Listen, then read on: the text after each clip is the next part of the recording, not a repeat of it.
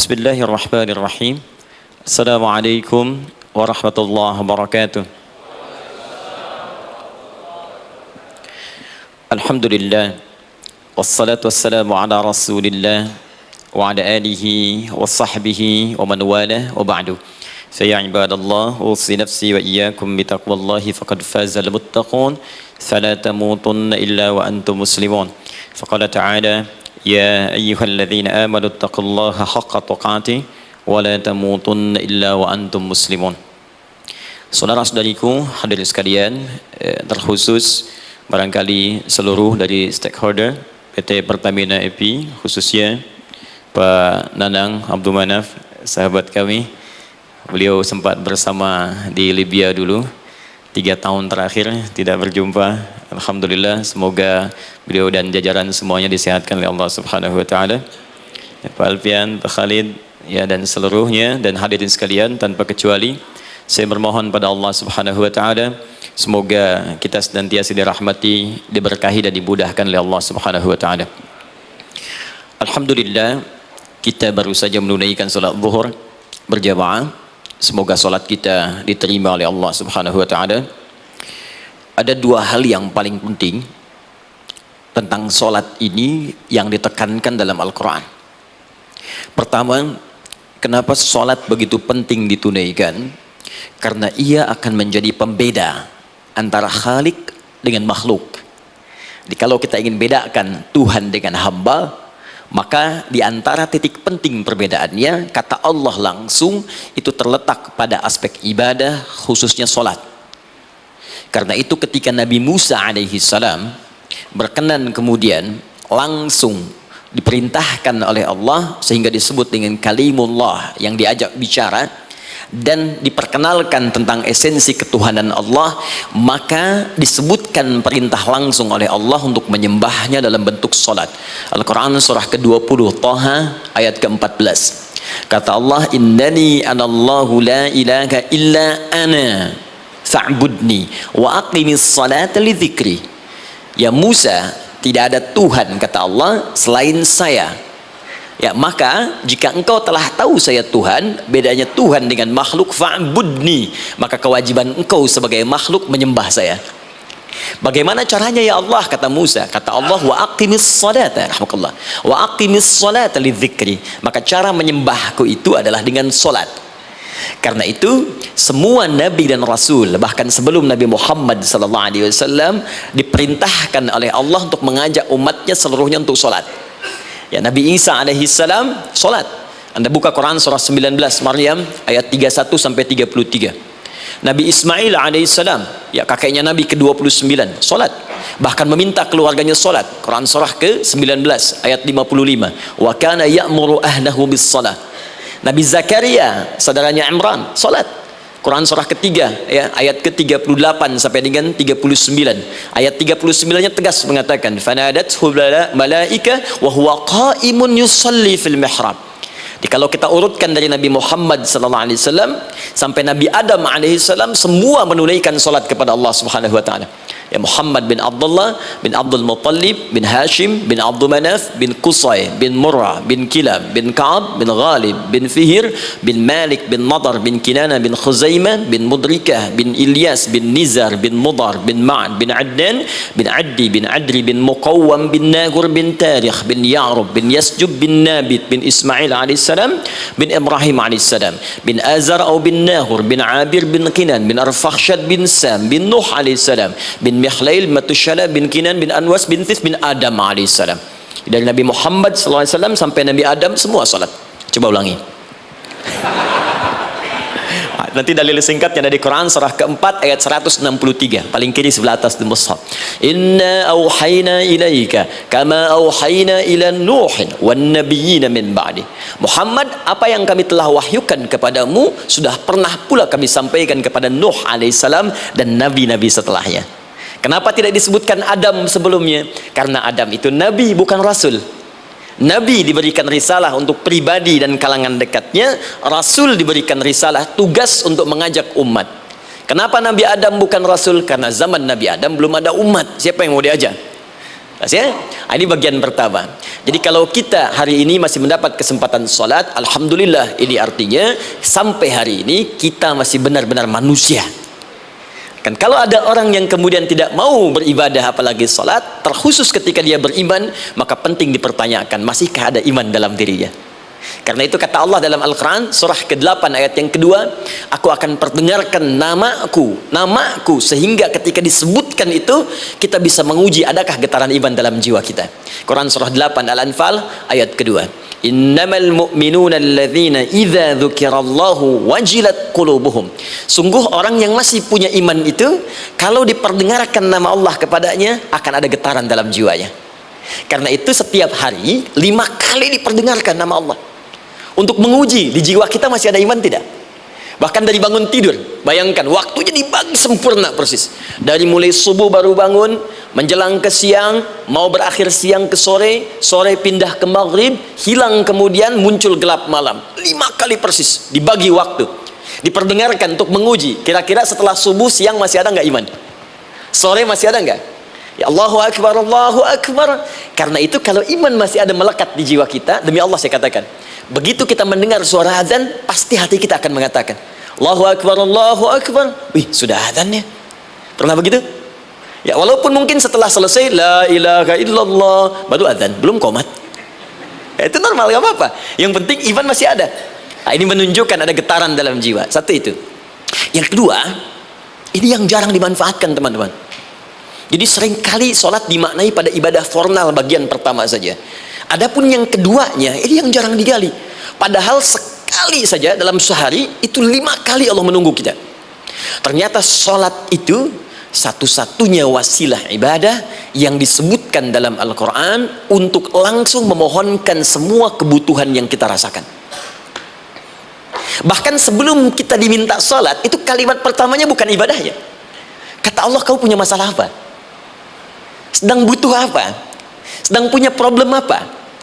Buka Quran surah kedua Al-Baqarah ayat ke-45 sampai 46, paling kanan pertengahan di usad.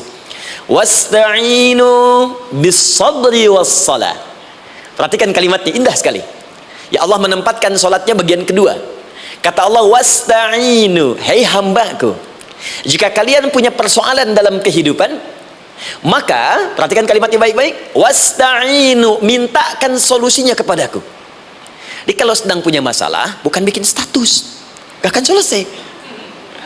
Sedang eksplorasi minyak gak keluar-keluar, bikin status, duh susah sekali yang ngebornya, gak akan selesai. Jalan macet, bikin status, Jakarta macet, ya gak akan selesai.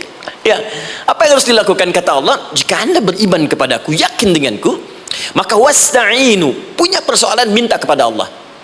Caranya bagaimana? Satu, bis-sabri, terima dulu masalah itu, jangan dikeluhkan. Kaidah lain muncul, karena mustahil saya akan titipkan persoalan kalau tidak anda mampu mengatasinya. Kaidah Quran surah kedua ayat 286, kita hafal ayatnya, la yukallifullahu nafsan illa usaha. Perhatikan kaidahnya, Allah tidak mungkin menguji seorang hamba di luar batas kemampuannya. Jadi kalau kita sedang punya ujian di rumah kah, pekerjaan kah, kehidupan sosial kah, sebesar apapun ujian itu, kata Allah, memang karena anda yang sanggup. Kalau nggak sanggup gak akan diuji.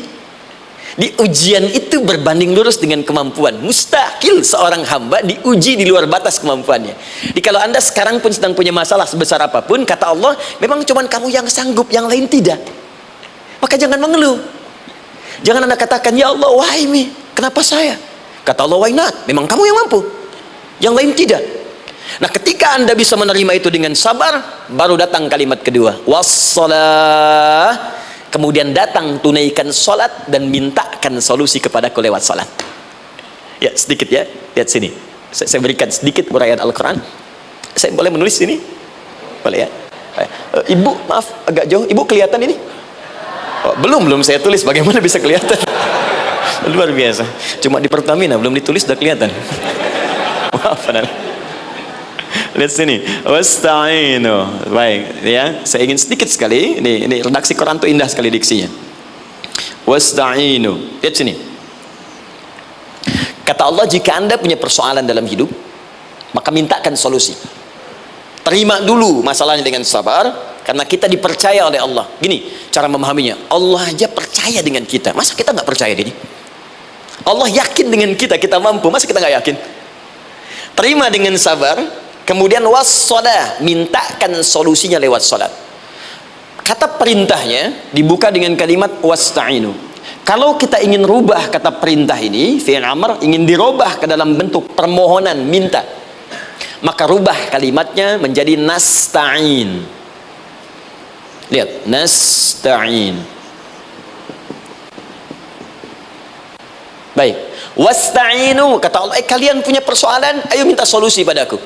Terus kita pengen minta, ya Allah kami ingin minta. Maka dalam bahasa Arab, kalau kita ingin merubah kalimat ini ke dalam bentuk permintaan, kita katakan nasta'in. Saya tanya pada Anda, pernah nggak dalam sholat kita mengucapkan kalimat nasta'in? Ada? Masih ingat? Baik, apa kalimatnya? Iyyaka na'budu wa iyyaka nasta'in. Perhatikan, iyyaka na'budu wa iyyaka nasta'in. Iyyaka na'budu, iyyaka, ya Allah, engkau perintahkan aku untuk ibadah, maka sekarang aku ibadah, sholat hanya kepadamu saja. Kan kata Allah, kamu sholat, terus kita katakan iyyaka na'budu, sekarang kami sholat ya Allah. Nama lain sholat itu ibadah. Kalau kita ibadah, na'budu. Dari mana tahunnya nama lain sholat ibadah? Quran surah ke-20 ayat ke-14, fa'budni wa aqimis sholata li dzikri. Ibadah kepadaku caranya sholat. Maka saat sholat kita katakan iyyaka na'budu, ya Allah engkau perintahkan aku untuk ibadah, sekarang aku ibadah. Wa iyyaka nasta'in, dan sekarang aku sedang punya persoalan ya Allah, aku punya masalah, aku punya problem, dan aku yakin hanya engkau yang pasti akan menyelesaikannya. Ketika Anda mengatakan iyyaka nasta'in, perhatikan hadis qudsinya. Hadisnya qudsi, ya. Al-Imam Al-Bukhari meriwayatkan, Imam Muslim meriwayatkan, An-Nasai meriwayatkan dari sahabat Abu Hurairah radhiyallahu ta'ala anhu. Ada lagi yang dari sahabatnya Anas bin Malik. Perhatikan kalimatnya. Idza qala al-'abdu iyyaka na'budu wa iyyaka nasta'in, jika hambaku dalam salatnya benar membacanya, benar dari awal salatnya sampai dengan kalimat iyyaka na'budu wa iyyaka nasta'in, ya Allah sekarang aku ibadah kepadamu dan sekarang aku punya persoalan, aku mohonkan solusinya darimu. Kata Allah, hadza baini wa baina 'abdi, ini perjanjian antara aku dengan hambaku. Wali 'abdi, hadisnya qudsi, wali 'abdi, kalau hambaku benar salatnya sampai kalimat ini, masalah, apapun yang dia minta sekarang aku akan kabulkan. Aku akan kabulkan. Pertanyaan saya, berapa di antara kita yang sholat sampai detik ini ribuan kali ruku dan sujud yang memanfaatkan momentum ini untuk memohon? Siapa di antara kita yang ketika sholat memohon kepada Allah solusi? Jangan-jangan selama ini sholat itu hanya menjadi formalitas saja. Takbir, ruku, sujud, salam, selesai. Takbir, ruku, sujud, salam, selesai. Padahal Allah sudah menunggu hambaku, kamu itu punya masalah apa? Makanya setiap waktu dibagi 5 supaya hidup kita ringan. Subuh ke zuhur punya masalah, zuhur sholat. Begitu kita mohon, tuntas masalah itu. Zuhur ke asar punya persoalan, asar sholat. Dijawab oleh Allah, tuntas persoalan itu. Karena itu semua nabi dan rasul, bahkan orang soleh, ketika punya persoalan dalam hidupnya, even itu hanya menulis karya ilmiah, maka mereka akan memulai dengan sholat dan minta kepada Allah subhanahu wa ta'ala. Teman-teman kenal Nabi Zakaria? Bagus. Baik, di sana belum tulis, sudah kelihatan. Sini kenal Nabi Zakaria, alhamdulillah. Tapi nggak apa-apa, saya ke Sukabumi Pak, ada yang kenal Fir'aun. Kenal Fir'aun, kenal, bagus. Baik, Sukabumi hubun dunia, suka itu hubun, bumi itu dunia. Baik. Teman-teman, Nabi Zakaria itu diuji oleh Allah. Maaf, belum punya keturunan. Dan semua nabi punya ujian. Jadi jangankan kita, nabi aja yang jelas surganya punya ujian. Ya, Anda pernah sakit, Nabi Ayub sakitnya lebih parah dari kita. Ya, Anda di keluarga belum ada keturunan, Nabi Zakaria pernah lebih daripada kita. Sampai rambutnya memutih, fisiknya sudah letih, dan menurut medis, maaf sekali, istrinya divonis tidak mungkin punya keturunan, monofus dan mandul, mustahil. Secara klinis gak mungkin, secara medis tidak mungkin. Maka Allah tunjukkan satu isyarat yang sangat luar biasa. Jika Anda mendapati situasi makhluk mengatakan ini mustahil dan sudah angkat tangan, ini tanda pertama dari Allah, langsung tinggalkan pendapat manusia, langsung memohon kepada Allah. Maka turunlah beritanya di Quran surah ketiga Ali Imran ayat 38 sampai 39. Paling kanan sebelah atas di mushaf. Sekarang perhatikan kalimatnya, saya mau sambungkan dengan Al-Fatihah tadi. Hunalika da'a Zakaria rabbah. Di mihrabnya Nabi Zakaria salat bermohon kepada Allah. Qala rabbi habli min ladunka dzurriyyatan thayyibah. Kemudian ia berdoa, Rabbi habli, ya Allah yang maha memberi tanpa batas. Ini adab pertama, kalau teman-teman mau berdoa, sebut nama Allah sesuai dengan hajat kebutuhan kita. Itu yang disebut dengan al-asma'ul husna. Di asma'ul husna itu bukan nama-nama indah yang sekedar dihafal, bukan. Tapi nama yang diberikan oleh Allah sesuai dengan kebutuhan hidup kita. Dalil Quran surah ke-17 ayat 110. Ya, paling kanan sebelah atas di mushaf, ke pertengahan. Ya, kata Allah, Qulid Allah. Jika Anda punya persoalan, sebut nama Allah. Allah Awir Rahman atau Ar-Rahman. Ayyamma tad'u, tapi kalau Anda ingin spesifik meminta, falahul asmaul husna. Pilih nama Allah, ia punya nama-nama yang indah sesuai kebutuhan kita. Jadi kalau teman-teman misalnya minta kelancaran rezeki, sebut ya Allah ya Razzaq. Anak mau ujian, ya Allah ya Al-Alim. Di proyek misalnya ada hambatan, ada gangguan, ya Allah ya Al-Jabbar ya Al-Malik. Ingin mudah mengatasi ujian, ya Allah ya Sabar. Minta. Ya, jangan semuanya disebutkan, nanti jadi beban. Ya Allahumma ya Rahman ya Al-Malik ya Al-Quddus ya Sabar, itu kan. Yang tadinya nggak punya masalah jadi punya masalah, gitu kan. Pilih salah satu. Nah, jika Anda ingin memohon pada satu hal yang mustahil menurut manusia, maka minta dengan menyebut nama Allah yang memberi tanpa batas, mustahil di dalamnya. Nama Allah tersebut namanya Wahhab. Wahhab. Ya Allah, ya Wahhab. Al-Wahhab. Kalau kita rubah dalam bentuk permintaan, maka singkat kalimatnya dengan hab. Hab. Untuk sendiri habli, untuk banyakkan hablana. Rabbana hablana min azwajina wa dzurriyyatina qurrata a'yun. Nabi Zakaria minta karena sendiri yang mengalami situasi itu, maka beliau katakan, Rabbi habli, ya Allah habli min ladunka, ya Allah yang tak punya batas dalam pemberian. Mereka mengatakan aku tak akan punya keturunan. Mereka mengatakan mustahil aku punya anak. Dan aku yakin kau memberi batas tanpa memberikan pemberian tanpa batas. Aku mohon darimu saja, darimu saja, dzurriyyatan thayyibah, keturunan-keturunan terbaik. Innaka sami'ud du'a, engkau pasti mendengar doa saya. Kalau pada yang maha memohon saja, maha mendengar saja tidak mengabulkan, lantas kepada siapa lagi aku mesti minta? Tapi poinnya bukan itu. Poinnya adalah ini disampaikan oleh Nabi Zakaria dalam keadaan sedang sholat, masih berdiri dalam sholatnya. Dalam bahasa Arab berdiri disebut dengan qaimun, qaim, berdiri. Sedang sholat disebut dengan yusolli. Perhatikan ayat 39-nya. Fanadathul malaikatu wa huwa qaimun yusolli fil mihrab. Maka seketika ketika doanya selesai dipanjatkan, sholatnya belum selesai. Doanya selesai dipanjatkan, seketika datang malaikat menyampaikan, kamu dapat kabar gembira, Anda akan punya anak, bahkan namanya langsung diberikan oleh Allah, Yahya, artinya hidup. Yang mustahil menurut manusia, lahir dari rahim seorang perempuan yang divonis monopos dan mandul, kata Allah, bagiku yang gak ada yang mustahil. Jadi dan hidup dia. Kapan itu terjadi? Masih sholat dan belum selesai dalam sholatnya, dalam keadaan berdiri. Sekarang saya tanya Anda, kita membaca iyyaka na'budu wa iyyaka nasta'in dalam keadaan ruku atau sujud? Sujud. Berdiri. Berdiri teman-teman. Betul kan? Dalam keadaan berdiri saat baca Al-Fatihah. Iyyaka na'budu wa saat kita mengatakan wa iyyaka nasta'in, Allah balik bertanya, apa yang kamu butuhkan? Nabi Zakaria itu sholat dulu baru minta. Kita umat Nabi Muhammad karena keutamaan nabinya, sebelum sholat dah ditunggu. Butuh apa? Mau minta apa? Karena itu saya ingin katakan, ayo manfaatkan momentum sholat ini. Jangan sekedar kita kemudian tunaikan formalitas, tapi kita tidak mendapatkan keuntungannya. Ayo, semuanya, dari mulai takbir sudah ada doa, ruku ada doa, bahkan sujud kita bisa perbanyak dalam bahasa hati kita untuk memohon kepada Allah Subhanahu Wa Taala. Jelas sampai di sini? Baik, mudah-mudahan insya Allah doa kita dikabulkan oleh Allah Subhanahu Wa Taala. Ini baru mukaddimah, kita belum mulai, ini pengantar. Tema kita hari ini tentang Al-Quran, dan mudah-mudahan kita diberikan insya Allah kelancaran untuk bahasan kita, dan topik ini insya Allah akan memberikan banyak manfaat dari apa yang kita kerjakan dalam keseharian kita. Saya mohon izin untuk melambatkan bacaan karena tadi hanya mengantarkan saja. Teman-teman, kenapa mesti Al-Quran? Apa esensi Al-Quran? Dan kenapa Al-Quran diwahyukan pada Nabi Muhammad SAW?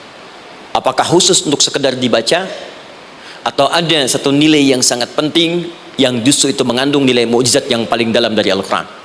Yuk kita mulai dengan Al-Quran surah kedua Al-Baqarah ayat ke-38, paling kanan sebelah atas.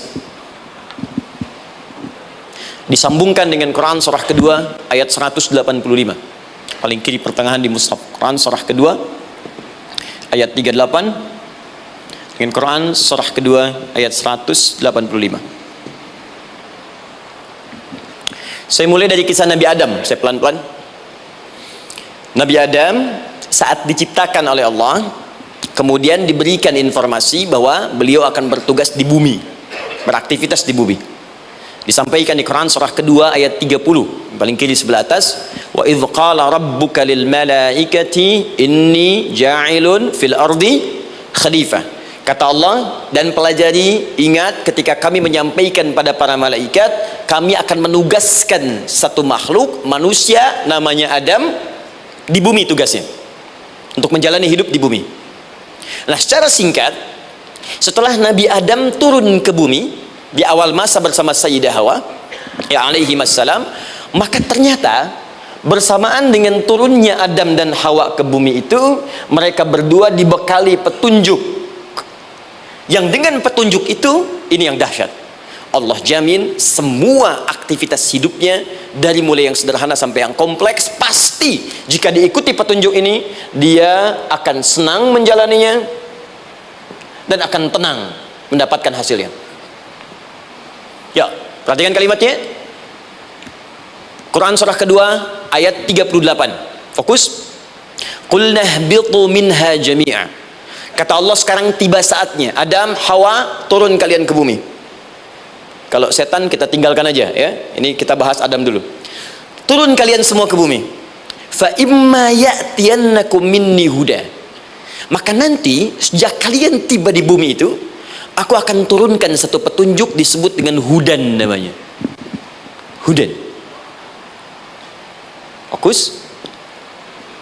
Faman tabi'a hudaya, maka jika Anda dan keturunanmu mengikuti semua detil di petunjuk ini, fala khaufun alaihim walahum yahzanun, maka aku pastikan engkau dan seluruh keturunanmu akan menjalani hidup di muka bumi dengan tenang dan senang. Fala khauf, khauf itu gelisah, takut. Lawan dari takut apa? Tenang. Lawan dari gelisah, tenang. Kata Allah, jika Anda mengikuti tuntunan hidup yang ini, maka saya jamin semua hidupmu tenang. Walahum yahzanun, dan saya pastikan selama hidup di muka bumi itu, kalian tidak akan pernah bersedih. Senang. Lawan sedih, itu senang. Jadi ternyata kita itu diminta tugas di bumi itu bukan untuk dipersulit. Jadi kalau ada yang hidup sampai saat ini sedih deh, di rumah tangga sedih, di kantor nggak tenang, pasti di antara poinnya bukan nggak mampu senang, tapi boleh jadi yang hidup ini tidak membaca petunjuk kehidupannya. Anda kerja di perusahaan, teman-teman ada yang di Pertamina, ada yang di yang lain. Kalau Anda nggak ikuti petunjuk, kan pekerjaan tidak akan berlangsung dengan nyaman, kan? Kalau Anda nggak ikuti aturannya, bagaimana bisa mengerjakan petunjuk itu dengan nyaman? Maka apalagi hidup yang kompleks. Kata Allah, sejak Adam saya turunkan, sudah ada petunjuk kehidupan, saya namakan dengan hudan. Anda ikuti petunjuk ini, maka langsung jaminan dari Allah, semua yang Anda jalani dalam hidup pasti saya jamin senang dan tenang. Petunjuk ini disebut apa? Hudan. Nah, agak cepat. Di setiap masa Nabi Adam selesai hidupnya, generasi kemudian berkembang, datang lagi Nabi Nuh sampai ke Nabi Muhammad SAW. Perhatikan baik-baik. Setiap berganti generasi akan turun hudan sesuai dengan kebutuhan masyarakatnya pada saat itu. Baik, Nabi Musa menerima kitab apa namanya? Nabi Musa Taurat. Taurat disebut hudan dalam Al-Quran. Muncul Nabi Musa, Kitabnya disebut Taurat. Perhatikan baik-baik. Tahukah teman-teman ketika Taurat disebutkan dalam Al-Quran? Buka Quran surah ke-17. Ya, ayat yang kedua. Wa ataina Musal kitaba. Kami berikan kepada Musa kitab. Lihat. Wa ja'alnahu hudan li bani Israil. Dan kitab yang kami berikan itu, yang disebut Taurat, Ali Imran ayat yang ketiga. Wa anzalat Taurat wal Injil. Kami berikan Taurat kepada Musa. Nah, saat Allah turunkan Taurat itu, hudan li bani Israil. Isi Taurat ini adalah petunjuk kehidupan khusus untuk Bani Israel saja. Umatnya Musa. Jadi kalau umat Nabi Musa mengikuti petunjuk hudan Taurat ini, kata Allah, saya jamin semua hidupnya tenang dengan senang. Nabi Isa turun Injil. Injil disebut hudan dalam Al-Quran. Dan yang terakhir, saya cepat karena waktu kita terbatas, ketika Allah menurunkan Nabi Muhammad SAW dan dipilih sebagai Rasul, maka saat yang bersamaan beliau pun diberikan petunjuk untuk umatnya. Dan dahsyatnya petunjuk itu pun disebut dengan hudan. Buka Quran surah kedua ayat 185. Syahrul Ramadhan alladzi unzila fihi al-Quran. Di bulan Ramadan itu, kata Allah, saya turunkan Al-Quran. Kenapa saya turunkan Al-Quran? Hudal linnas. Saya jadikan Quran ini sebagai petunjuk, pedoman hidup linnas, bukan terbatas untuk satu komunitas, tapi untuk seluruh manusia sampai kehidupan berakhir. An-Nas disebutkan 241 kali dalam Al-Quran, menunjuk pada semua manusia tanpa kecuali. Ini bedanya Al-Quran dengan kitab sebelumnya. Taurat hanya untuk kalangan tertentu saja. Jadi selesai nabinya, selesai kitabnya. Injil hanya kalangan tertentu saja. Nabinya selesai, selesai kemudian misinya. Tapi Al-Quran tidak. Ini kalimat pertama langsung dari Allah. Walaupun nabinya wafat, tapi karena Al-Qurannya didesain oleh Allah untuk seluruh manusia sampai kehidupan berakhir, maka pasti Al-Quran itu di setiap masa akan mampu dijadikan pedoman dalam kehidupan. Nah, jadi prinsip pertama, ketika Allah menurunkan Al-Quran, sebenarnya tujuan utamanya bukan sekedar dibaca, bukan. Tapi di dalamnya itu ada petunjuk hidup, Pak, Bu. Dan yang buat, yang menciptakan kita. Bukankah Anda kalau ingin memperbaiki sesuatu akan datang kepada penemunya, penciptanya? Anda punya handphone, ada masalah, kan datangnya ke counter handphone. Anda punya mobil, ada persoalan, bukankah datangnya ke dealer? Sekarang kita ingin tahu persoalan hidup kita, ingin tahu gambaran hidup kita, ingin tahu misi dan visi hidup kita. Kemana kita kemudian bertanya? Pada pencipta kita. Nah, kata Allah, ketika saya utus manusia pertama kali ke bumi, saya sudah turunkan bagaimana cara menjalani kehidupannya. Dan ternyata berita baiknya untuk kita diberikan oleh Allah satu petunjuk utuh, langsung disebutkan, isinya disebut dengan Al-Quran. Jadi dari Al-Fatihah sampai dengan An-Nas, dia bukan bacaan biasa. Semua di dalamnya ada petunjuk kehidupan kita, dari mulai bahkan dalam kandungan sampai kita wafat kepada Allah Subhanahu wa taala. Kalau diikuti petunjuk ini, langsung turun jaminan dari Allah, hidup kita pasti akan tenang dan nyaman. Saya bacakan cepat ya, tapi nggak usah ditulis. Nanti kalau teman-teman agak terlambat mengikutinya, Anda buka kembali rekamannya, Anda boleh runtutkan kembali. Saya baca cepat saja, dan ini insya Allah Anda hanya akan temukan dalam Al-Quran. Nanti saya berikan rahasia di akhir sebelum kita akhiri. Yuk, satu, Anda silahkan bandingkan dengan buku manapun, referensi manapun, Anda hanya akan temukan dalam Al-Quran. Dari sejak sebelum lahir, bagi perempuan yang tengah mengandung, langsung Allah berikan tuntunan bagaimana agar kandungan itu berjalan dengan sehat, nyaman, dan mudah ke persalinan. Quran surah ke-7 ayat 189. Perkembangannya bisa diamati dan dicek kemudian, ya, baik ke dokter atau yang lain. Nanti perkembangannya disebutkan di Quran surah ke-22 ayat ke-5. Dirinci lagi di Quran surah ke-23 ayat 11, dari 9 sampai dengan 13. Kemudian mulai terlahir, dari lahiran diberi petunjuk oleh Allah. Nih, berikan ASI maksimal 2 tahun. Kalau ingin berhenti sebelum 2 tahun boleh, begini caranya. Quran surah ke-2 ayat 233. Dari sampai usia 2 tahun menjelang balik, kata Allah berikan 4 pendidikan dini.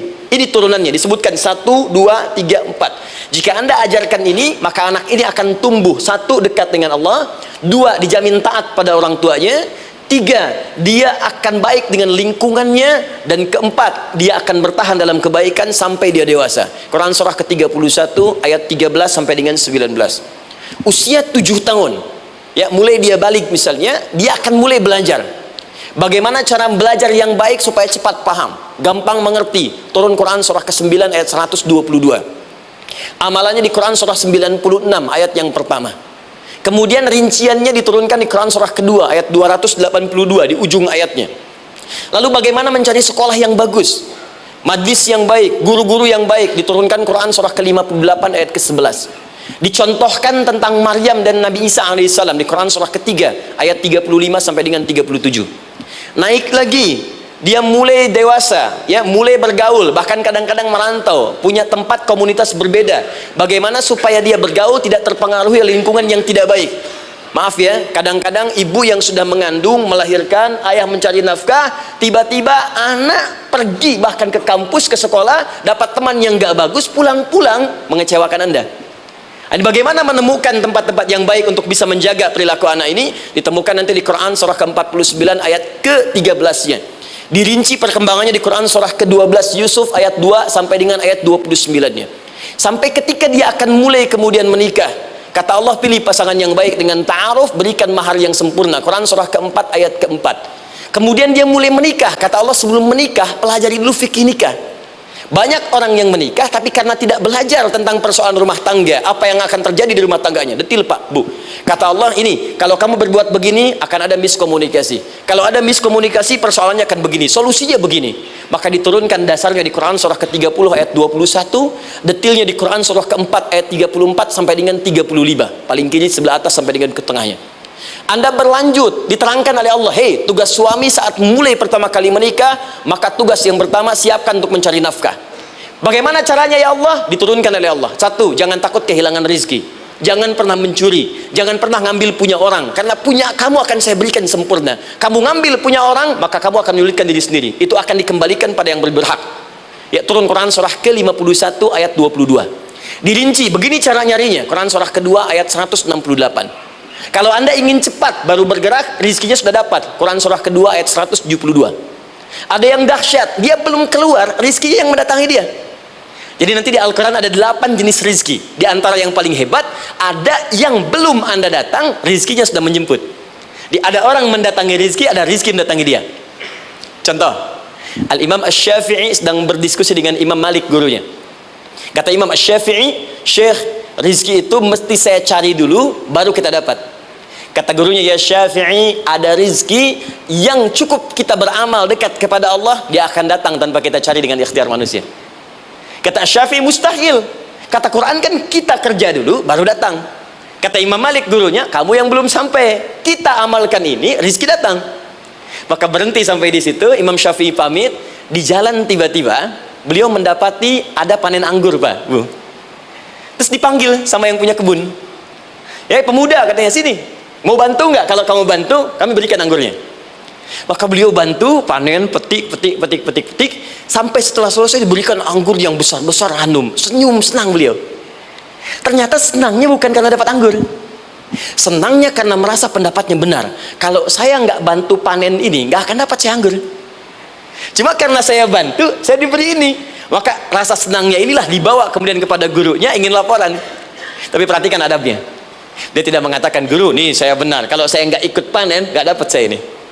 Perhatikan kalimat Asy-Syafi'i.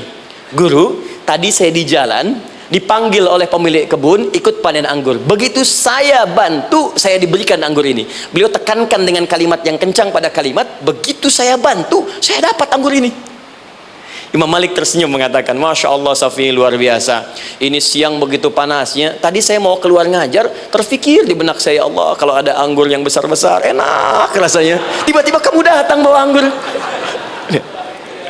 Ini Imam Syafi'i kerja dapat sesuatu, Imam Malik terfikir sesuatu, datang rezeki. Itu ada di Quran surah ke-7, teman-teman, ayat ke-96, paling kanan sebelah atas di mushafnya. Baik, teruskan dulu. Ya, Anda dalam mencari kerja, ingat, kalau Allah yang sampaikan pasti terjadi. Jangan dikira mudah. Kata Allah, akan ada persaingan, akan ada kadang-kadang singgungan, akan ada tantangan. Maka mulai petakan tantangan apa yang akan Anda lalui saat Anda mulai mencari nafkah itu. Maka turun Quran surah kedua ayat 214, paling kanan sebelah bawah. Am hasibtum an tadkhulul jannata. Hei, apa kamu mudah begitu saja mengira akan sukses dalam pekerjaanmu? Bahkan bisa diartikan surga, ingin masuk surga. Walamma ya'tikum mathalul ladzina khalau min qablikum. Sebelum engkau diuji seperti orang sukses dulu pernah sukses. Lihat mereka. Nggak ada orang sukses yang instan. Cuman balikan telapak tangan dapat, tidak. Kata Allah, lihat orang-orang dulu. Lihat orang-orang hebat dulu. Bagaimana mereka bisa kaya, bisa sukses, bisa punya posisi. Masat umul ba'sa, petakan olehmu tantangan apa yang akan dihadapi saat engkau bekerja itu. Satu, kata Allah, ba'sun, ada yang ringan. Ya, ba's. Ba'sa jamak dari kata ba'sun. Dua, dara. Dia sudah menengah, jamak dari kata durun. Tiga, zilzal. Ini yang paling tinggi puncaknya. Jadi kalau anda sudah mendapatkan ini, yakinlah, berarti anda akan mendapatkan posisi yang tinggi. Karena mustahil orang besar diuji dengan ujian yang kecil. Zilzal, ini bagian ketiga. Ba'sa, ba'sun, mulai. Kira-kira tantangan-tantangan ringan apa saja yang akan anda hadapi? Ya, kalau saya contohkan misalnya dengan contoh yang lain singkat, anda mau ke masjid, ingin konsisten, mulai hijrah, ingin dekat dengan Allah, tiba-tiba yang tadinya nggak mau ke masjid, mulai ke masjid, diuji dengan hujan. Hujan kecil, rintik-rintik, shower. Begitu hujan, orang Arab mengatakan kalau hujannya bisa lewat tanpa payung pun, orang Arab mengatakan la ba'sa. La ba'sa, ini ringan. Orang kita sambungin, labas. Dari bahasa Arab lewat. Nah, jadi kalau anda mau berangkat nih, siap bekerja, siap hadapi tantangan, baru mau lewat hujan kecil, berarti itu tantangan kecil kita lewati. Macet, petakan, cari jalan yang kemudian sempurna, jalan yang kosong, buka Google-nya, buka Waze-nya, buka map-nya, cari. Jadi kalau pada yang kecil aja belum kita lewati, bagaimana mendapatkan yang besar? Anda mau ke masjid, dikasih hujan kecil, mau berangkat gak jadi. Papa, kenapa nggak jadi? Hujan mah, kan ada payung. Takut riak. Setelah itu darwa, maaf, tantangan fisik. Kadang-kadang mulai ke fisik, mulai mengganggu. Ya, maaf, dirincikan kemudian oleh Al-Quran. Turun Quran surah ke-21 ayat 87 sampai 88, kisah Nabi Yunus alaihissalam. Yunus beraktivitas, bekerja, bukan berarti nggak ada tantangan. Kadang-kadang dibawa, kadang-kadang diusir, kadang-kadang anda dapat misalnya proyek, kadang-kadang sudah mulai masukkan tender, tiba-tiba gagal, diserobot orang, kadang-kadang orang yang dapat, anda yang ngajukan, itu biasa. Kata Allah, itu biasa, bukan cuma anda, yang lain pun ada. Bukankah Allah ajarkan kisah Sayyidah Hajar alaihissalam dengan Ismail? Bukankah bolak-balik naik Safa Marwah, kadang di atas, kadang di bawah, kadang lihat peluang sampai Marwah ternyata bukan air. Terkadang anda yang bekerja, tim yang lain yang mendapatkan karena kerja keras anda, bisa jadi terjadi. Bukankah yang kerja keras Hajar yang dapat Ismail? Mungkin anda yang konsep, yang dapat minyaknya orang lain. Mungkin anda yang kerjakan, yang suksesnya teman anda, gak ada masalah. Dan itu kemudian akan bermanfaat bagi anda. Tidak mungkin setiap keringat yang keluar dari diri kita mustahil, kecuali akan melahirkan manfaat yang kembali pada diri kita. Tantangan. Tapi yang paling dahsyat, ini yang gak ditemukan di sebagian referensi yang kita baca. Ketika Allah menjelaskan semua tahapan-tahapan tantangan ini sampai ke puncaknya zilzal. Zilzal itu kalau bahasa sekarang gempa. Ada ujian yang menggoncang hati kita.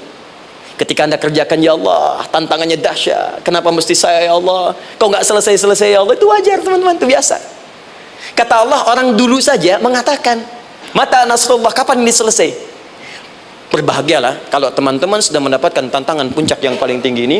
Ini artinya Allah sedang mempersiapkan anda menjadi orang besar di kemudian hari. Dan cara mengatasinya diturunkan Quran surah ketiga ayat 142, paling kiri sebelah atas. Perhatikan dahsyatnya. Yang pertama diterangkan tantangannya, yang kedua dijelaskan cara mengatasinya. Saya mau berhenti sampai di titik ini, nanti saya terangkan cara berinteraksi dengan Al-Quran. Ya, perhatikan baik-baik. Kata Allah, jika kelak engkau sudah bisa memetakan tantangan ini, maka siapkan solusi untuk mengatasinya. Ayatnya dibuka dengan kalimat yang sama persis.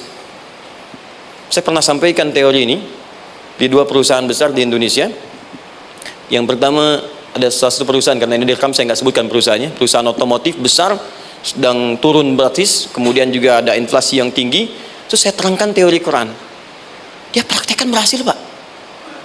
Padahal saat itu saya presentasi di depan non-muslim. Sales-sales se-Indonesia dikumpulkan, saya bedah tentang ini, dan mereka berhasil. Sampai sekarang naik lagi. Yang kedua sama, ini direkturnya juga non-muslim, tapi nggak apa-apa, kita diskusi. Dan mau mendengar teori ini, dan praktekkan, naik. Ya, dulu di satu perusahaan minyak juga, sedang turun, karyawan semua dikumpulkan, lalu kita bahas tentang ini, kita terangkan. Yang ini yang paling menarik dari Al-Quran. Kalimatnya sama persis. Quran surah ketiga ayat 142. Am hasibtum an tadkhulul jannata. Apa Anda duga akan begitu mudah mendapatkan kesuksesan dalam hidup? Tolong fokus baik-baik. Jangan selalu mengartikan jannah dengan surga. Karena asal kata jannah itu artinya kesuksesan, kebahagiaan yang belum tampak. Surga, kenapa disebut dengan jannah? Karena itu puncak kebahagiaan kita yang belum nampak sekarang. Ya, saya kasih rahasia ya. Ini antara kita saja nih. Kalau ada kata jim dengan nun di depannya, itu pasti tidak nampak, tersembunyi. Apapun tambahannya. Ya, misal, jin kenapa disebut dengan jin? Karena memang ketika diciptakan dia tidak tampak, tersembunyi. Lawannya ins, karena itu kita disebut ins, karena saat lahir kita tampak. 18 kali disebutkan dalam Al-Quran. Ya ma'syaral jinni wal ins, wa ma khalaqtul jinna wal ins. Jadi jin disebut jin karena memang fitrahnya tersembunyi, gak nampak. Jadi kalau ada jin melakukan penampakan, itu jin sedang kena masalah, sedang keluar dari fitrah. Sama dengan manusia, harusnya tampak. Jadi kalau ada manusia yang senang sembunyi-sembunyi, dia sama dengan, bukan saya yang bilang, sedang punya masalah.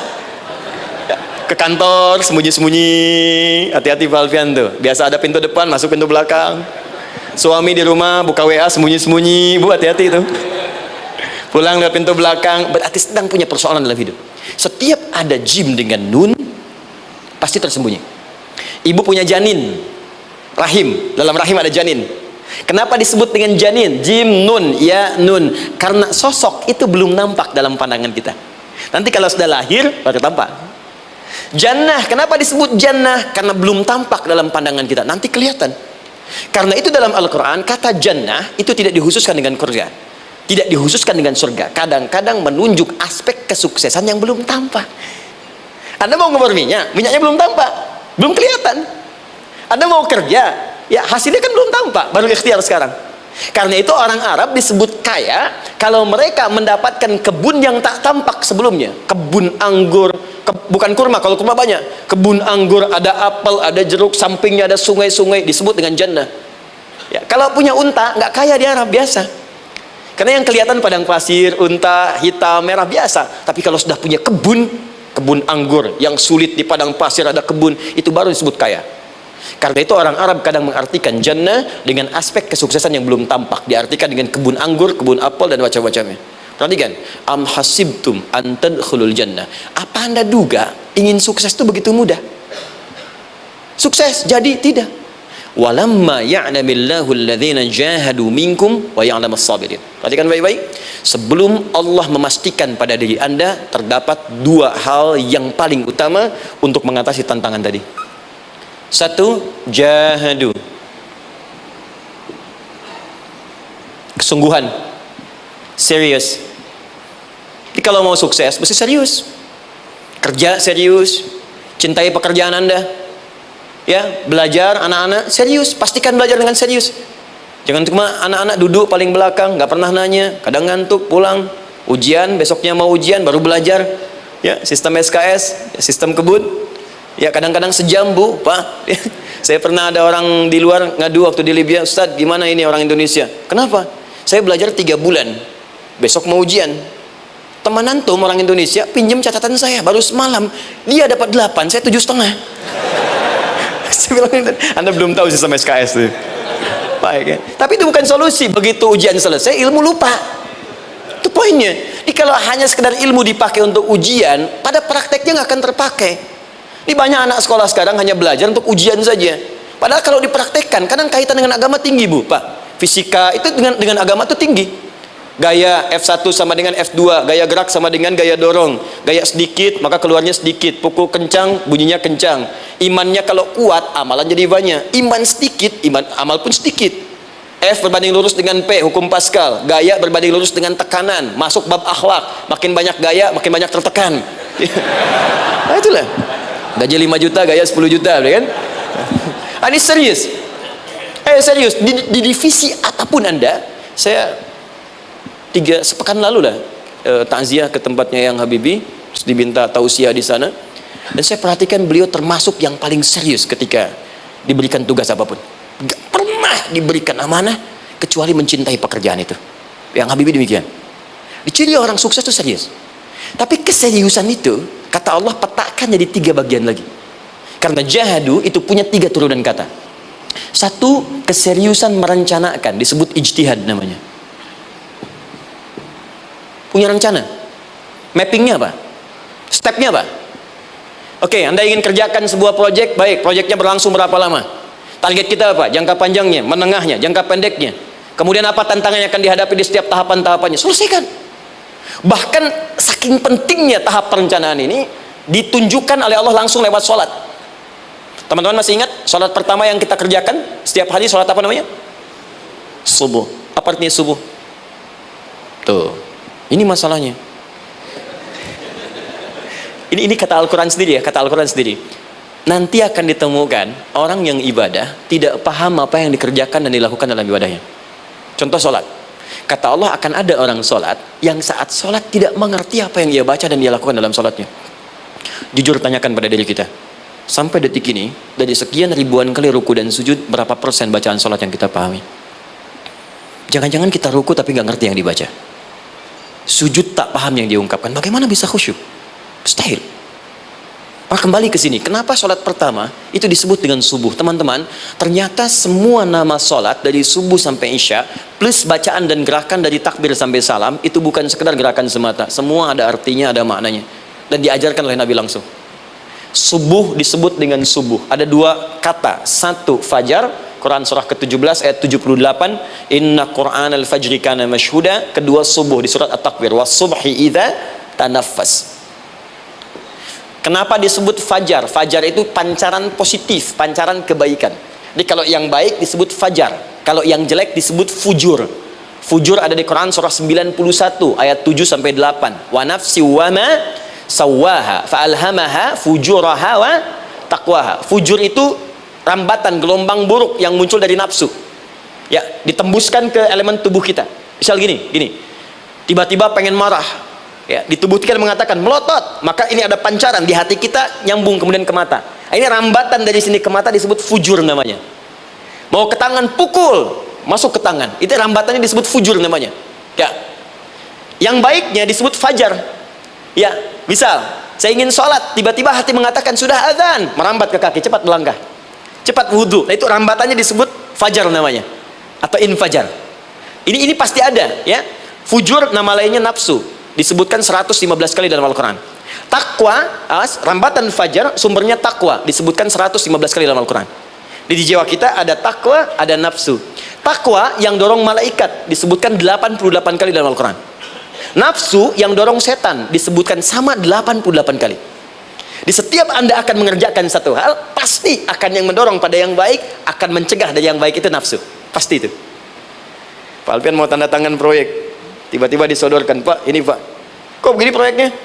Perbaiki, karena ada yang nggak beres. Tapi fee-nya lumayan Pak, 1 miliar. Nggak bisa. Jiwa takwa mengatakan jangan terima Pak. Bapak mengatakan maaf, ini jari tahiyat, gak akan pernah dipakai maksiat. Perbaiki, datang lagi. Ini Pak, kok sama? Fee-nya diperbaiki Pak, 100 miliar. Nafsunya mulai berkata, terima. Takwanya bilang, jangan. Akhirnya beliau katakan, tangan tahiyat gak akan pernah dipakai maksiat. Tapi tunggu, saya istighfar dulu.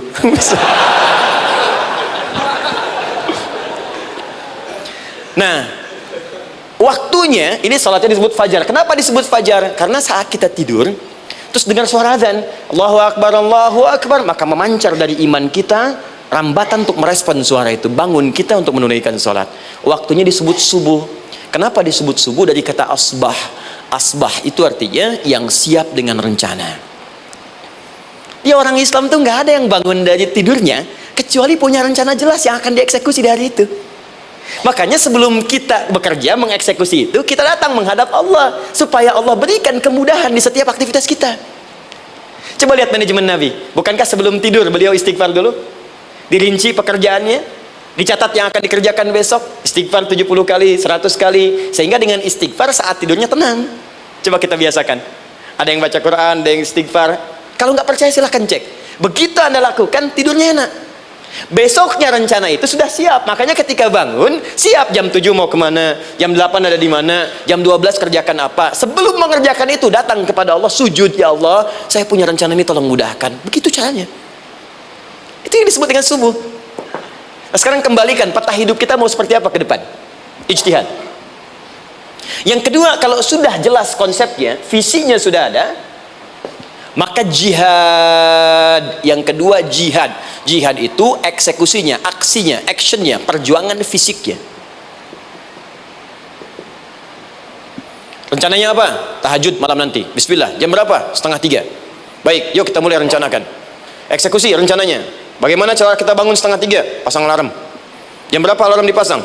3 kali. Pertama 1:30, kedua 2 kurang 1/4, ketiga jam 2 lewat 1/4. Baik. Alarm pertama untuk mematikan alarm kedua. Alarm kedua matikan alarm ketiga. Ketiga siap-siap. Baik. Siap bangun. Jihad. Awas, ini penting ya. Jihad itu jangan dipersempit maknanya kepada situasi peperangan saja, tidak. Banyak jihad itu luas sekali medannya. Karena jihad itu perjuangan fisik. Dan maaf sekali, dalam konteks perang pun bukan menyerang orang, tapi membela diri saat diserang. Di Islam itu bukan agama ekspansi. Cek di sejarah, nggak ada Islam menyerang. Yang ada itu membela diri saat diserang. Atau saat orang lain dizalimi dan kita diminta untuk terlibat, kita membantu. Ini bukan dalam konteks sekarang yang banyak dibincangkan, tembak orang, bom orang, nyerang orang, bukan. Itu waktu kejadian bom Tamrin itu pertama, saya di Lampung posisinya. Itu begitu meledak, tuar. Pertanyaan pertama Pak di Majelis Taklim, Ustaz, apakah bom di Jalan Tamrin termasuk jihad fisabilillah? Saya bilang, Pak, sependek pengetahuan saya, jihad fisabilillah itu jihad di jalan Allah, bukan di Jalan Tamrin. Kaidahnya beda. Nah, misal mencari nafkah itu jihad. Cari nafkah jihad. Quran surah keempat ayat 34, paling kiri sebelah atas. Tugas pertama ketika menikah, kata Allah, ar-rijalu qawwamuna 'alan nisa. Setiap lelaki itu diminta oleh Allah untuk mengatur bagian rumah tangganya. Jadi pemimpin di rumah tangganya. Ya, bima faddalallahu ba'dahum 'ala ba'din, karena diberikan kemampuan untuk memimpin. Di pemimpin itu ada di suami. Dan ciri khas pemimpin, Bu, biasanya ciri khas pemimpin apa, Bu? Bukan tegas, bukan. Ciri khas pemimpin itu tidak mau dipimpin. Makanya kalau ada sesuatu, masukkan lewat usulan, jangan beri saran. Kalau saran susah, itu pemimpin. Baik, tapi yang paling luar biasa kata Allah, perhatikan kalimatnya indah sekali. Wa bima anfaqu min amwalihim. Saya berikan tugas untuk mencari nafkah. Ketika seorang lelaki bertugas mencari nafkah, ingat ya, konteks apapun, kalau perempuan nanti bekerja bukan nafkah poinnya. Bisa hobi, ya, bisa aktivitas, tapi nafkah kalau sudah menikah itu ada pada suami. Perempuan tidak. Kalaupun tidak dilarang perempuan bekerja, tidak. Sayyidah Aisyah mengajar, ada yang para sahabiah jadi perawat, ya, ada yang pengajar. Banyak dulu sahabat Nabi yang perempuan mengajar. Ya, kan ada pelajaran-pelajaran khusus perempuan. Ya, ada bagian perawat, ada dokter. Ini kan yang ngandung perempuan, masa yang periksa laki-laki? Ya, ada bagian perempuan tertentu, itu silahkan bekerja boleh. Tapi nafkah laki-laki. Begitu lelaki meniatkan pekerjaannya karena Allah untuk mencari nafkah, itu setiap langkahnya jihad fisabilillah. Wafat, syahid. Maaf ya, apakah selama Anda bekerja sudah diniatkan ibadah? Jangan-jangan cuma kerja aja. Kalau cuma kerja, apa bedanya Anda dengan yang belum beriman? Anda wafat juga, kerja di gedung yang sama, berangkat menemukan kemacetan yang sama. Apa bedanya iman kita dengan yang lain? Satu, kita pasti wafat, pasti pulang, dan kita nggak bisa pilih. Ya, nggak bisa pilih. Antum bisa duluan, saya belakangan mungkin. Atau ditukar, saya belakangan, Anda duluan mungkin. Atau memang saya bisa duluan, ya, duluan menyolati Anda. Oke, paham ya? Jadi ibu di rumah jihad, Bu, pada anak, perawat, mengandung itu sudah jihad. Jadi kalau wafat dalam proses saya melahirkan atau sedang mengandung itu syahid. Itu jelas nggak ada perbedaan pendapat. Anak-anak yang sekolah niatkan ibadah, Bu, Pak. Mohon maaf ya, mesti ada bedanya. Iman kita di rumah mesti itu terpancar kepada anak-anak. Ajarkan mereka sekolah yang baik. Pilih sekolah yang mengajarkan sholat, mengajarkan baca Quran. Sekarang banyak kok, fisikanya bagus, Qurannya bagus, kimianya bagus, sholatnya juga bagus. Cari, kalau bisa dunianya bagus, akhirat bagus, kenapa hanya pilih dunia saja? Siapkan, itu jihad. Terakhir, tidak mudah mengeksekusi ini, pasti ada tantangan yang ketiga, namanya mujahadah. Mujahadah, tantangan mengatasi gejolak jiwa. Kadang-kadang malas, capek, Ya, belum eksekusi dilakukan, sudah berdebat pada yang tidak penting, sehingga tidak menghasilkan kesimpulan, ragu-ragu, khawatir, maka atasi semua itu. Turun Quran surah kedua ayat 216. Kutiba alaikumul qitalu wa huwa kurhul lakum. Kalau engkau sedang tidak nyaman, maka perangi ketidaknyamanan itu jika engkau ingin mendapatkan kesuksesan yang telah engkau cita-citakan. Asa an takrahu syai'an fa huwa khairul lakum. Boleh jadi apa yang engkau tidak rasakan sekarang, engkau rasakan gak enak, gak nyaman, di balik itu Allah sedang siapkan sesuatu yang lebih baik untukmu. Wa asa an tuhibbu syai'an fa huwa syarrul lakum. Mungkin yang engkau harap-harap sekarang boleh jadi itu belum baik untukmu sekarang. Allahu ya'lamu wa antum la ta'lamun. Karena Allah lebih tahu masa depan, engkau pikiranmu pendek sampai di sini saja. Maka teman-teman sekalian, kembalikan lagi, tidak pernah Anda akan temukan dalam Al-Qur'an kecuali bimbingan hidup yang semuanya nyata. Silahkan cek. Itu baru pekerjaan, belum ibu di rumah, ibu capek merawat anak, kadang mengeluh, kadang nangis. Turun Quran surah ke-17 ayat 23. Kadang-kadang ada beda pendapat dengan suami, Quran surah ke-4 ayat 34 sampai 35. Masalah kondangan saja Pak, bisa beda pendapat. Ya. Ya Pak, kan ada family gathering malam, Mama pakai baju apa ya? Hijau apa yang biru? Masya Allah, kata Anda biru bagus mah. Kata Mama kayaknya hijau deh Pak. Tuh. Nanya tapi udah punya jawaban. Ya, bagus kalau dipakai, begitu keluar kuning. Naik lagi, Anda udah 40 tahun, anak masih ada, turun Quran surah ke-46 ayat 15. Kemudian naik lagi sampai Anda sepuh, sampai kembali ke keadaan tidak normal seperti anak-anak lagi, Quran surah ke-22 ayat ke-5. Sampai ada amalan, kalau Anda jangan kira Anda akan hidup selamanya, Anda pasti wafat. Quran surah ke-3 ayat 185. Bahkan diajarkan kalau wafatnya ingin enak, begini caranya. Pelajari Pak, jangan cuma dunia, kita akan meninggal. Ini ada di Quran, kalau pengen meninggalnya enak, begini caranya. Ya kalau nggak percaya silahkan amalkan, nanti kita akan lihat di akhir. Ya, betul akan kelihatan. Quran surah ke-89 ayat 27 sampai 30. Kalau kalian nggak pelajari ini, silahkan kata Allah, saya berikan yang ini yang kedua sampai dipukulin malaikat. Quran surah ke-8 ayat ke-50. Sampai di alam kubur dijelaskan, kalau nanti Anda wafat, Anda pindah ke alam kubur, kalau ingin di kuburnya terang, nyaman, banyak rezekinya, lakukan amalan Quran surah ke-3 ayat 169 sampai 172. Tapi kalau Anda abai, Anda akan seperti Firaun dulu. Setiap pagi sampai petang ditampakkan neraka. Quran surah ke-40 teman-teman sekalian disampaikan oleh Allah langsung ya, dari ayat 45 sampai 46 ya. Sampai terjadi kiamat disampaikan Quran surah ke-75. Sampai dihisab, ada yang masuk surga tanpa hisab, Quran surah ke-2 ayat 25. Ada yang masuk neraka tanpa hisab. Ada. Kan yang kita tahu surga aja, masuk neraka tanpa hisab ada. Quran surah 18 ayat 99 sampai dengan 100. Sampai disebutkan surga yang paling indah nomor 1 bersama Nabi dan orang-orang soleh. Jadi kalau Anda masuk sini, tetangga Anda semua Nabi. Ya, depannya Nabi Ibrahim, belakangnya Nabi Musa misalnya, samping kiri Nabi Yusuf, ya, samping kanan Nabi Muhammad SAW. Itu cuma 3 golongan: orang soleh, para syuhada, orang-orang jujur dalam kehidupan dunianya. Jadi kalau Anda jadi pekerja yang jujur, taat kepada Allah, Anda berpotensi masuk surga bersama semua Nabi dan Rasul yang pernah diutus. Ya, baik, itu ada di Quran surah ke-4 ayat ke-69. Ada yang kedua di taman surga, Quran surah ke-51 ayat 15 sampai dengan 18. Ada yang surga seluas langit dan bumi, Quran surah ke-3 ayat 133 sampai 134. Ada yang neraka yang biasa, ya, sebiasa-biasa nerakanya kebakar juga. Quran surah 4 ayat 56. Tingkat paling tinggi neraka jahanam untuk 2 golongan, munafik, ingat, munafik dan kafir. Jadi kalau Anda pun muslim, jauhi perbuatan munafik, karena munafik akan mengantarkan langsung ke dalam neraka jahanam. Quran surah ke-4 ayat 140. Mana yang tidak ada? Mana yang nggak ada di Quran? Semua ada. Bisnis ada, ya, birokrasi ada, diplomasi ada, mengajar ada, ilmu ada. Karena itu saya mau tutup, jika kita ingin benar mengeluarkan petunjuk ini seperti orang dulu pernah melakukannya, maka kata Allah melalui lisan Rasulullah, turun Quran surah ke-29 ayat ke-45. Satu ini aja kita kerjakan, insya Allah ini akan beda kita rasakan. Utslu ma uhya ilaika minal kitab.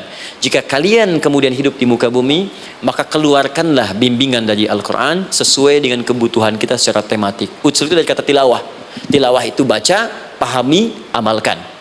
Karena itu setiap kita baca Al-Quran, di sampingnya pasti ada yang menerjemahkan supaya kita paham. Betul kan? Ketika ada yang baca Al-Quran, di sampingnya ada siapa? Ya, sari tilawah kan? Baik, sari tilawah itu bahasa Indonesia. Ya, sari, sebetulnya tilawah saja. Tapi mungkin saat yang menerjemahkan dulu pertama di Indonesia namanya Bu Sari. Karena itu disebut sari tilawah. Ya, kalau Adi mungkin ada di tilawah gitu kan. Nah, jadi teman-teman, caranya begini, Anda keluarkan sesuai kebutuhan. Enggak semua ayat Quran mesti kita kaji. Kalau mau dari awal dari akhir, bagus. Kalau baca silahkan, hatamkan, Nabi juga hatamkan. Tapi kalau Anda ingin ambil sesuai passion kita, Anda pebisnis, kenapa nggak mengeluarkan ayat bisnis di Quran? Teman-teman yang diperminyakan, keluarkan ayat-ayatnya ada. Quran surah At-Tur, surah 52 itu, keluarkan. Ya, wal bahrul masjur, Dan jika Anda akan melakukan eksplorasi di laut, carilah laut yang punya nih kualifikasi begini, yang di bawahnya ada endapan tanah yang melahirkan api, kata Allah tuh. Itu potensial ada minyaknya. Kalau yang kerja di batu bara, turun Quran surah Fatir, surah 35 ayat 27 sampai 29. Ini jenisnya. Ada yang kelihatan dari jauh, ada yang harus digali, ada yang kelihatan dari jauhnya kelihatan hijau, ada kelihatan menghitam. Disebutkan langsung. Ada. Jadi kenapa nggak Anda turunkan dalam bentuk-bentuk tematik yang itu bagian kita? Ada yang pokok, ada yang spesifik. Yang pokok tentang sholat, karena semua orang sholat. Tentang ayah. Anda jadi ayah berapa tahun? Kenapa nggak dikeluarkan di Quran ayat-ayat tentang ayah? Kenapa nggak dikeluarkan di Quran ayat-ayat tentang ibu? Jangan jauh-jauh dulu bicaranya. Tentang belajar. Nah, nanti eksekusinya kalau mau cepat buka kitabnya Al-Imam Al-Bukhari. Ada kitab hadis, saya akhiri, yang dikarang oleh Al-Imam Al-Bukhari dan sangat populer. Apa nama kitabnya? Kalau hafal saya kasih hadiah. Apa kitab Imam Al-Bukhari yang populer? Ya.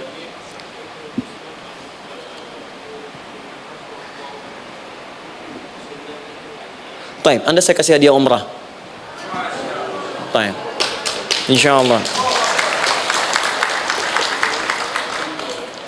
Januari awal insyaallah ada yang kami hadiahkan umrah dari atlet peraih Asian Games. Ya, Anda boleh ikut nanti. Ya, ada juga saya senang saya cinta dengan bangsa ini. Jadi ada peraih Asian Games medali emas yang kemarin, itu akan kita berangkatkan umrah semua peraih medali emasnya. Nanti gelombang pertamanya bulan Januari. Ya, 2020 nanti sekitar 3 bulan lagi insyaallah Anda nanti akan mengikuti. Ada juga nanti dari kalangan Polri, ada TNI juga yang akan ikut dan saya sertakan. Baik. Al-Jami As-Sahih Al-Musnad Al-Mukhtasar min umuri Rasulillah sallallahu alaihi wasallam wa sunanihi wa ayyami. Itu namanya. Ayo ulangi. Disingkat Sahih Al-Bukhari. Kenapa saya bacakan lengkap? Bukan karena singkatannya, tapi banyak orang sekarang baca buku, baca kitab hanya langsung ke isinya. Padahal setiap ulama ketika menuliskan judul kitabnya, itu pasti ada petunjuk di dalamnya. Kata Imam Al-Bukhari, Al-Jami As-Sahih, kitab ini saya buat sebagai petunjuk umum miniatur kehidupan Nabi yang bisa kita ambil hikmahnya sekarang. Jadi kalau kita pengen tahu bimbingan Nabi di masa lalu, supaya kita terapkan sekarang, buka kitab saya ini. Semuanya mustad bersambung kepada Nabi. Sahih saya pastikan, saya teliti satu-satu.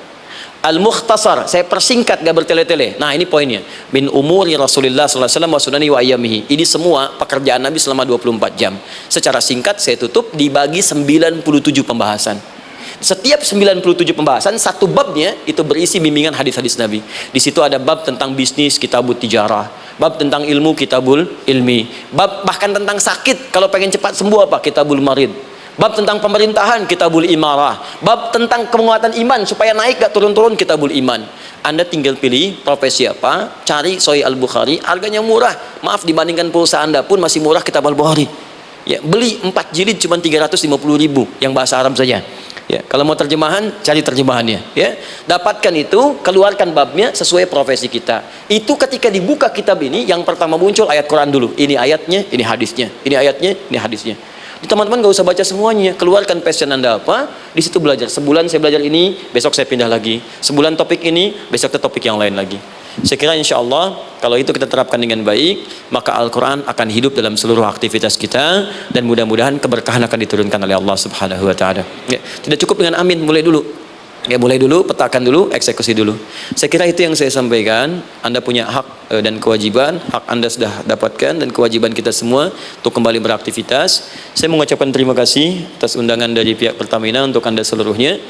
Saya ingin tanya, kalau jamaah di sini ada berapa kurang lebih? Kurang lebih yang rutin 500 ada 550. Baik, nanti saya hadiahkan mushaf sebanyak 550. Ya, dan itu nanti setiap ada kajian atau zuhur salat Anda bisa baca di sini, baca mushafnya. Kemudian yang kedua, saya nanti berikan buku untuk bacaan. Ya, itu buku yang saya berikan insyaallah tentang manusia. Jangan-jangan selama ini kita jadi manusia, kita tidak tahu mau kemana kita. Ya, itu saya keluarkan dari Al-Quran langsung, seperti apa Allah menerangkan tentang kemanusiaan kita. Saya juga hadiahkan sejumlah yang sama 550. Nanti satu orang bisa mendapatkan satu-satu. Dan terakhir barangkali mau hafal Quran? Oh mau, baik, alhamdulillah. Alhamdulillah. Saya berikan mushafnya yang spesial. Nanti kita mulai dengan 10 juz dulu ya. Nanti saya berikan At-Taisir yang 10 juz. Itu ada mudah untuk bisa menghafal Quran. Mulai dari 10 juz dulu, nanti bisa disempurnakan. Saya berikan 550 Quran khusus untuk dijadikan sebagai hafalan. Nanti cara menghafalnya bisa dibuka saja di YouTube. Nanti di situ ada cara kami menjelaskan. Dan bulan depan kita ada karantina akbar. Jadi menghafal Quran dalam 30 hari. Alhamdulillah angkatan pertama sudah selesai. Ada yang hafal 24 hari, 23 hari, 30 juz, bukan juz 30 ya. Ada yang 30 hari. Ya, ada juga. Sekarang sedang gelombang kedua. Mudah-mudahan di Pertamina ini juga insya Allah dalam proses bekerja ada juga yang menghafal dan hafal Quran insya Allah ya.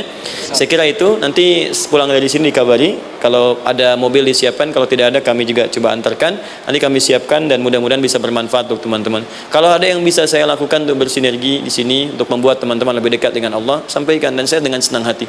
Ya, saya datang sendiri, tulis sendiri, nerangin sendiri, ngapus sendiri, gitu kan. Terus juga berikan apa yang Anda butuhkan. Kalau dengan semua itu Anda belum juga dekat dengan Allah, ya saya harus bagaimana lagi gitu kan. Baik. Kita berdoa, mudah-mudahan doa kita dikabulkan Allah. Ada 3 cara berdoa. Pertama cukup dengan hamdalah kalau singkat. Kedua kalau ada perselisihan, kifaratul majlis. Dan yang ketiga, kadang Nabi berdoa, sahabat mengikuti dalam momentum yang khusus. Saya ingin menggabungkan ketiganya. Mudah-mudahan dengan itu keberkahan diberikan luas kepada kita semua. Alhamdulillahi Rabbil Alamin. Hamdan syakirin, hamdan na'imin. Hamdan yuwafi ni'amahu yukafi mazida. Ya Rabbana lakal hamdu wa lakal syukru kama yanbaghi li jalali wajhikal karim wa li 'azimi sultanik. Allahumma salli wa sallim wa barik ala rasulika karim nabiyyikal amin sayyidina Muhammadin wa ala alihi wa sahbihi ajma'in. Allahumma rabbana la tada' lana fi maqamina hadha wa fi kulli maqamin dhanban illa ghafartah. Ya Allah, kami mohon jika ada satupun di antara kami saat ini yang hadir membawa ya Allah dosa-dosa dalam dirinya, jangan biarkan yang meninggalkan tempat ini kecuali Engkau telah ampuni segala dosa-dosanya. Wala hamman illa farajtah. Ya Allah, jika ada di antara kami yang tengah hadir saat ini ada kegelisahan dalam jiwanya, maka mohon jangan biarkan yang meninggalkan tempat ini kecuali Engkau telah tenangkan keadaan hatinya. Allahumma wala asran illa yassartah. Ya Allah, jika ada di antara kami yang tengah mengalami kesulitan baik di pekerjaannya, kehidupan rumah tangganya, maka dengan keikhlasan amalnya ya Allah angkat dan ringankan segala kesulitannya. Allahumma wala maridan illa syafaitah. Jika ada di antara kami yang tengah Engkau uji dengan penyakit seberat apapun, maka mohon angkat dan sembuhkan segala penyakitnya. Allahumma yassir lana umurana wa la tu'assir alaina. Ya Allah, mudahkan semua urusan kami, jangan berikan kadar ujian yang tidak kami sanggup mengatasinya ya arhamar rahimin. Allahumma alif baina qulubina, ati anfusana taqwaha wa zakkiha anta khairu man zakkaha anta waliyuha wa maulaha. Ya Allah, mohon lembutkan hati kami untuk saling bersaudara dalam kebaikan, jauhkan kami dari perpecahan ya Allah, dan bersihkan jiwa kami agar kami bersih keadaan jiwa untuk bisa beramal dalam kebaikan dengan mendapatkan ridha-Mu. Allahumma rabbana atina fid dunya hasanah wa fil akhirati hasanatan wa qina adzabannar. Ya Allah, kami mohon anugerahkan segala kebaikan di muka bumi ini yang mampu kami raih, dan berikan kami segala kemuliaan di akhirat yang mampu kami dapatkan, dan mohon jauhkan kami dari segala ya Allah murka dan neraka-Mu. Allahumma barik lana ya Allah fi ailatina wa fi amalina ya Allah wa fi kulli ya Allah hayatina. Ya Allah, kami mohon anugerahkan keberkahan dalam kehidupan keluarga kami, di kantor, di pekerjaan kami, dan seluruh tahapan kehidupan yang akan kami lalui. Bi fadlika subhana rabbika rabbil izzati amma yasifun wa salamun alal mursalin. Subhanakallahumma wa bihamdika asyhadu an la ilaha illa anta astaghfiruka wa natubu ilaik wa akhiru da'wana alhamdulillahi rabbil alamin. Thumma assalamu alaikum warahmatullahi wabarakatuh.